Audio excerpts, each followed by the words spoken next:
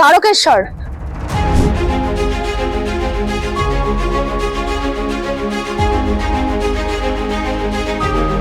সুন্দরবন,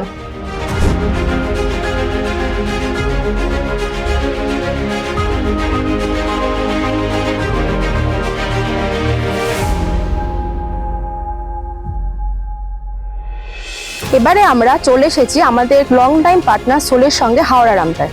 প্রবল বন্যায় বিধ্বস্ত বাংলার বিভিন্ন অঞ্চলগুলির মধ্যে এটি একটি। হ্যাঁ, বন্যায় জল বেড়েছিল, তারপরে অনেকই ক্ষয়ক্ষতি হয়েছে। তারপরে এক মানুষ ওপরে জল, সবাই ছাদে, সব ছাদে আমাদের তিরপল খাটি, আমাদের বাড়ির ওপরেই এতখানি জল, এক হাঁটুর ওপর। ঘরের মেঝে এক হাঁটু জল, 2-3 দিন বেরোতে পারিনি ছাদে। জলের সমস্যা বাবা আমাদের আর ধান টান তো ছেলে সব চলেই গেছে। জল তুলতে আমার ঘরের মেঝেতে হচ্ছে 1 বুক জল। জলের পরিমাণের জন্য অনেক লোকের পেটের গোলমালও হয়েছে। খাওয়ার জলের মেন সমস্যাটা বেশি, খাওয়ার জল পাই না আমরা। কারেন্টের ওয়াটার হচ্ছে কিনা, ওই যাই যেটুকু তুলে রেখেছিলাম সেইটুকু, আর খাবার জল পাই না, দিতেও কেউ আসে না। আর তো চলে সেই জন্য ভয়ে পালিয়ে রাখা থাকি, শরীরটা খুবই খারাপ, তাই জন্য আমরা এখানে ডাক্তার দেখাতে আসছি। চিন্তা ভাবনা করে এই হার্টের দোষ চিন্তা করে হার্টের দোষ হয়েছে, আর কি করবো, ওইটা নিয়ে এসছি। পরিস্থিতির কথা মাথায় রেখে আমরা এখানকার সাধারণ মানুষের জন্য কিছু ওষুধ এনেছি।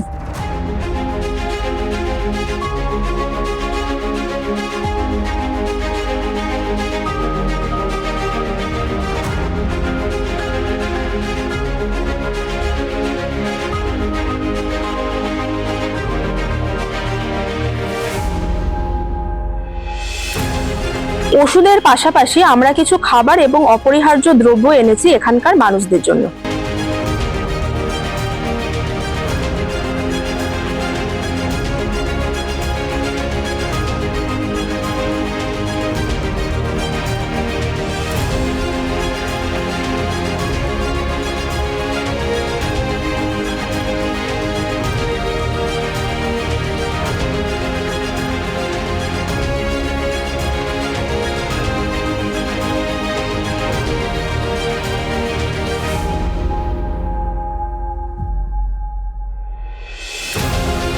আমরা আজকে একটি মেডিকেল ক্যাম্পের আয়োজন করেছি, যেটি পরিচালনা করছেন আমাদের টিমের ডাক্তার।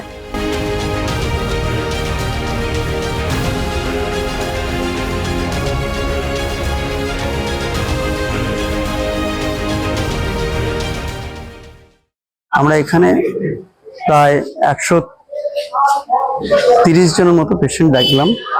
তার মধ্যে বেশিরভাগ লোক যদিও বন্যা কবলিত, তাও আমরা এখানে বন্যা কবলিত এরিয়ায় যে সমস্ত রোগ বেশি পাওয়া যায় সেরকম অবশ্য কিছু খুব বেশি নেই। বেশি যেখানে আছে দেখুন ক্রনিক রোগ, তার মধ্যে প্রেশার, সুগার এ তো আছেই। বন্যার মধ্যে এসে সেইগুলো একটু বেশি পরিমাণে দেখা যাচ্ছে, সেই সমস্ত পেশেন্ট আমরা দেখেছি। আর বন্যার জলের জন্য যে সমস্ত রোগ, চামড়া এবং সর্দি কাশি, সেগুলো পাওয়া গেছে। আমরা যথাসম্ভব তাদেরকে ওষুধ দিয়ে সাহায্য করার চেষ্টা করেছি। জল পরিবাহিত রোগ খুব বেশি এখানে এই মুহূর্তে দেখতে পাওয়া যাচ্ছে না, যদিও আগামী দিনে এটা হওয়ার বিরাট সম্ভাবনা আছে। যার জন্য আমরা ক্লাবের হাতে গ্রাম স্যানিটাইজেশনের জন্য ব্লিচিং পাউডার দিয়ে যাচ্ছি। তাদেরকে অনুরোধ করেছি গ্রামের প্রতিটি রাস্তায় জলাধারের পাশাপাশি যাতে ব্লিচিং পাউডারটা সঠিক সময়ে দিয়ে দেওয়া যায়, যাতে আগামী পুজোর সময় এই আন্ত্রিকের প্রাদুর্ভাবটা না হয়। আমরা আশা করছি ওরা নিজেদের গ্রামকে ভালোভাবে সুরক্ষিত রাখতে পারবে। এটা প্রথম দিন জলের মানে লাস্ট দিন জলের মানে পুরো স্থগিত হয়ে গেছে। তারপরে আস্তে আস্তে কমে, একদিন কমেছে, স্থগিত হয়েছে, আস্তে আস্তে জলটা কমে কমে দাগ হয়ে সব দাগ বেড়ে কমে কমে মরে গেছে। যে পরিমাণ জল এসেছে, যে পরিমাণ চারিদিকে সমস্ত জিনিস পচেছে, ফসল পচেছে, বাড়ির আশপাশে গাছপালা সমস্ত কিছু পচেছে।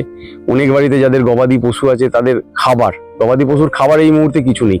আর বন্যার পরে চারিদিকে যে পরিমাণ দুর্গন্ধ বা চারিদিকে যে পরিমাণ সমস্ত কিছু জিনিস পচেছে, তাতে করে একটা মানে স্বাস্থ্যের ক্ষতির একটা ব্যাপার আশঙ্কা করা গিয়েছিল বা আছে, নেই যে তা নয়।